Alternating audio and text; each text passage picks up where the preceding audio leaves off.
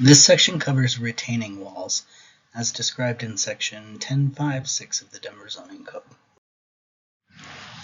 The applicability in section 10.5.6.1 no longer divides standards between the industrial districts, IA and IB, and all other zone districts. These regulations now apply to all zone districts.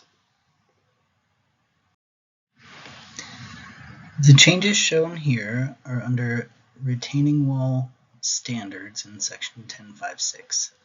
The changes shown here are intended to simplify the provisions of the section.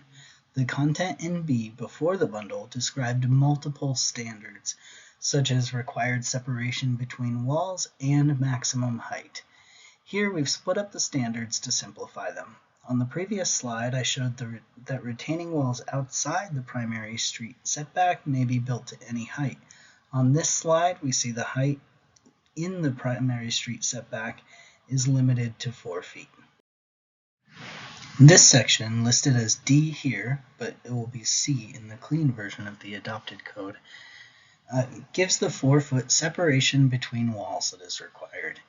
Items 1 and 2 give the 2 exceptions to that requirement for those walls that are oriented between 45 degrees and 135 degrees to the primary street zone lot line, or those that are an integral part of a below-grade window well. We've also added the graphic on the next slide to show the orientation as taken from the primary street zone lot line. This graphic shows the standard on the previous slide in the exception, that retaining walls oriented between 45 and 135 degrees from the primary street zone lot line do not have to have a 4-foot separation between those walls and other retaining walls. Finally, this provision discusses the requirement that fences above retaining walls be 50% open when forward of 75% of the primary street-facing facade.